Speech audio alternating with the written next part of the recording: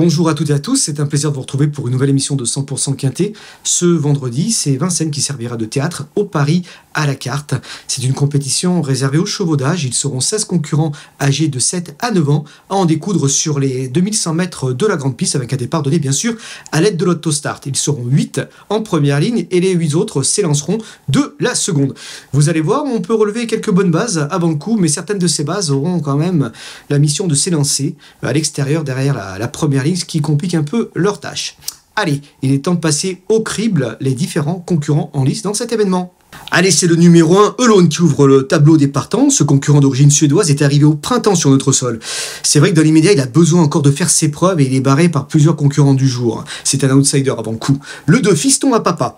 À l'issue d'un bon déroulement, il peut compléter la bonne combinaison gagnante du quintet. C'est vrai qu'il est bien placé avec le numéro 2. Il pourra jouer les attentistes, faire moins d'efforts et pourquoi pas grappiller une petite place en fin de combinaison. Le 3, Helios Sommelier. Alors, il retrouve un parcours où il s'était imposé pour son unique sortie. C'est à Vincennes. Sur les 2100 mètres de la grande piste, c'était en 2021. C'est vrai que ça remonte un petit moment. Il était déjà ferré comme ce vendredi. C'est ce qui embête un peu, c'est qu'il est ferré. Face à ce niveau-là, j'aurais préféré le voir quand même déferré. Mais c'est vrai qu'il court souvent dans cette configuration, mais il obtient quand même des résultats. C'est pour ça que je vais m'en méfier, d'autant plus qu'il est bien placé avec le numéro 3 derrière les aides de l'autostart et il a une certaine dureté même. Le 4, Favici Pasmaric. Alors, c'est un élément régulier et cette fois, il saura déférer des 4 pieds contrairement à sa course de rentrée. Il a dû monter en condition sur sa 3e place, pour sa rentrée, et il va être déféré des 4 pieds comme lors de sa victoire. C'était sur ce parcours en juin dernier où il marchait tout de même une 11,5, un chrono qui lui confère une belle chance dans cette épreuve. Il aura bien sûr des partisans. Le numéro 5, il s'agit de Goldorak. Il a besoin de rassurer, mais c'est vrai qu'aussi, il peut tout à fait se réhabiliter dans cette compétition. Alors c'est vrai que, voilà, il peut, avec son numéro 5, venir compléter la combinaison gagnante du quintet. Le 6, Hyperfast. Il est peut-être un peu moins tranchant que par le passé, mais je m'en méfie car il a obtenu des bons résultats sur ce parcours. Plusieurs reprises, il a marché quand même une 11 et fraction. D'ailleurs, ceux qui aiment les chiffres, il est monté sur le podium à 2 reprises en marchant une 11-1 par 2 fois, donc ce qui n'est pas rien. Une telle réduction lui autorise bien sûr de jouer un bon rôle à l'arrivée. Attention à lui, je vous incite quand même à vous en méfier. Le 7, Gershwin de Chenu. Il sera D4 cette fois, il peut se placer comme d'autres. Le 8, Kimi Di Quattro. Alors c'est un élément régulier, il fait partie des bases de l'épreuve. Je vous conseille vraiment de retenir un très très bon rang. Le numéro 9, Harrison Duplessis. Voilà une autre base qui n'est pas forcément bien lotie avec le numéro 9. Et c'est vrai qu'il n'a pas été gâté avec le tirage au sort, mais il fait partie bien sûr des premières chances. Le 10, Hold Up Rannais. Avec le bon déroulement, il était une chance régulière pour les places. Le 11, Nice Present. C'est un élément qui a des moyens.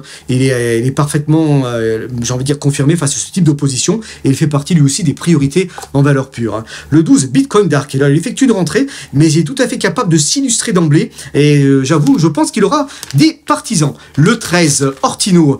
En se faisant ramener, ce bon finisseur peut s'emparer d'une belle place. Le 14, Gagneur. Il effectue une rentrée et c'est vrai qu'il même s'il doit rassurer, j'ai envie de dire qu'il n'est pas incapable de causer une surprise. Le 15, Amiral Nelson. Avant le coup, il détient une chance d'outsider. Le 16, Faucon de l'Alba, qui clôt le tableau des partants. Alors c'est vrai que l'ensemble de ses récentes sorties sont honorables, mais il effectue une petite rentrée. Il est préférable de le regarder courir pour l'avenir, d'autant plus qu'il va être ferré. Allez, il est temps de passer au papier.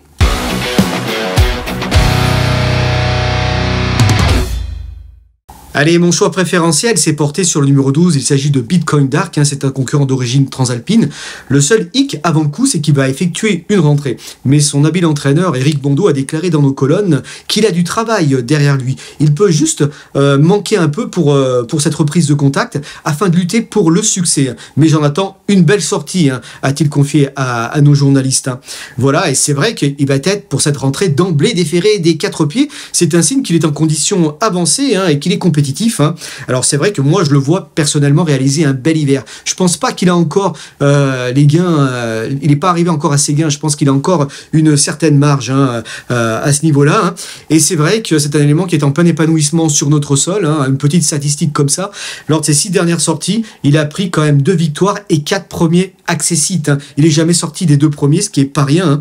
Voilà, il avait gagné sur le parcours, c'était au mois de juin dernier, le 8 juin. Donc vous voyez, donc il se plaît particulièrement sur le parcours, mais aussi sur les parcours plus longs, donc ça lui pose pas de problème. Et en avril, il marchait, lorsqu'il terminait 2e sur ce parcours, 1:11 pile, ce qui fait quand même, c'est qu'un sacré chrono. En répétant un chrono de ce genre-là, il est capable bien sûr de jouer un tout premier rôle et même lutter pour la victoire. Moi j'y crois beaucoup. Hein. C'est vrai que ce que je veux dire, c'est que il va s'élancer avec le numéro 12 en fait.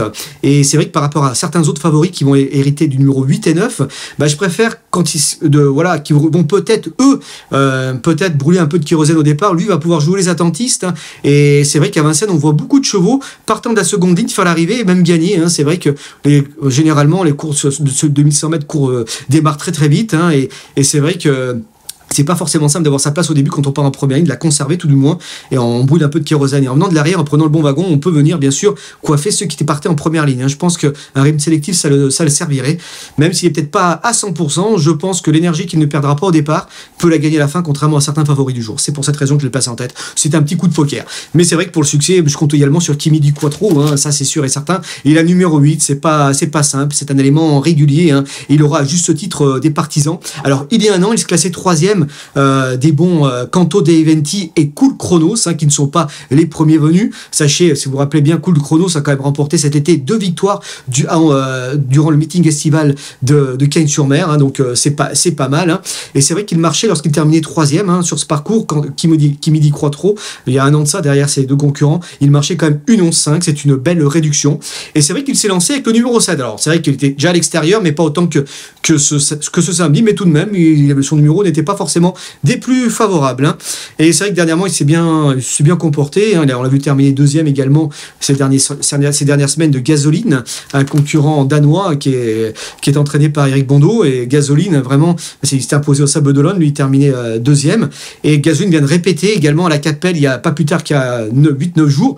Donc, ce qui est pas mal, il est plutôt intéressante. Hein. Gasoline a aligné 3 succès consécutifs. Kimi du Quattro prenait la 3e place. Donc, la 2e place, pardon. Donc, je trouve que ces lignes que je viens de vous citer sont plutôt intéressantes. Donc moi j'y crois et voilà, je pense qu'il est capable, alors s'il arrive à jouer de ce numéro 8, de jouer un tout premier rôle à l'arrivée, et pourquoi pas viser le succès, à l'instar du numéro 9, Harrison Duplessis, qui lui devra quand même négocier un numéro 9, mais ça n'empêche pas qu'il peut également lui aussi lutter pour la victoire, parce qu'il fait partie de ses bases, hein. Lui aussi est régulier, donc il aura quand même pas mal de partisans, hein, c'est certain. Alors pour info, en 2 sorties, il se plaît sur les 2100 mètres de la grande piste, en 2 sorties, il compte une victoire et une 2e place, du 100% à l'arrivée, donc il s'y plaît, hein.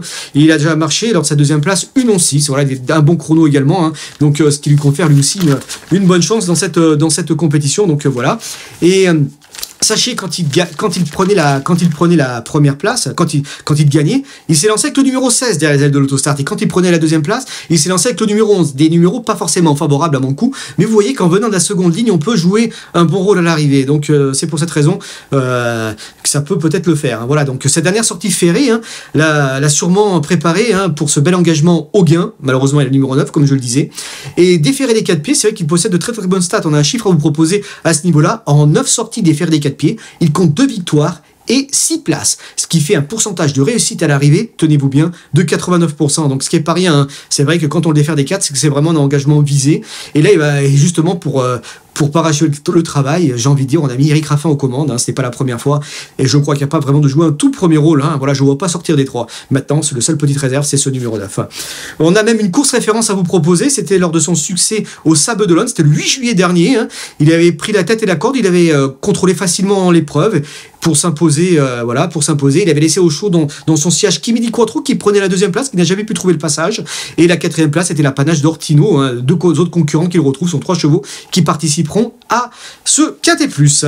J'ai placé en 4e position Hold Up Ranet, hein, alors il est de retour sur le parcours de son dernier succès, c'était en mars dernier où il marchait tout de même 1:11.7, hein, donc c'est pas rien, hein. Il avait ce jour-là, il s'imposait voilà, au mois de mars, en s'élançant sur ce parcours avec le numéro 15 derrière l'autostart, vous voyez, encore un numéro en seconde ligne, hein. Et il dominait Hyperfast qu'il retrouve, ou encore voilà, il domine Hyperfast et Ortino, hein, qui prenait la 6e place. Hyperfast est 3e, Ortino 6e. Voilà, une lutte plutôt intéressante aussi. Dernièrement, il a effectué une rentrée encourageante à Castéra-Verduzan. C'est vrai qu'il a bien terminé ce jour-là, et je pense qu'il a dû monter en condition pour cette course avec l'issue d'un bon déroulement. Je pense que ça sa place est à l'arrivée. Le 11, Nice Present, c'est un concurrent qu'on ne présente plus. Hein. Et d'ailleurs, Romain Doreux, son monté Europe Point, a déclaré dans nos colonnes, c'est une course que l'on a préparée. Hein. Voilà, tout est dit, j'ai envie de dire, en ces quelques mots. Hein. Par rapport à sa dernière sortie, c'était à Barry-Game, où il est volé ferré. Là, il va être déféré des 4 pieds. Je pense que sa sortie lui aura fait du bien. Hein. Voilà, et c'est vrai qu'en avril 2023, il s'imposait sur ce parcours hein, en marchant 1,19. C'est mon petit chiffre également, un autre petit chiffre que je vais vous proposer. 1,19, c'est la réduction la plus rapide du lot hein, des participants de ce Quintet Plus, donc c'est lui qui détient le record, donc ce qui est pas rien, donc voilà, une 10-9, voilà, donc en répétant une telle performance, je pense que je le crois capable de jouer un tout premier rôle, et il battait ce jour-là des shows comme Brand Rock, Canto de Eventi et Bocadamo, qui ne sont pas non plus les premiers venus, vous les mettez dans cette course-là, ils feraient partie aussi des priorités. Voilà, chers amis, il est temps de récapituler ma sélection dans la rubrique Notre choix.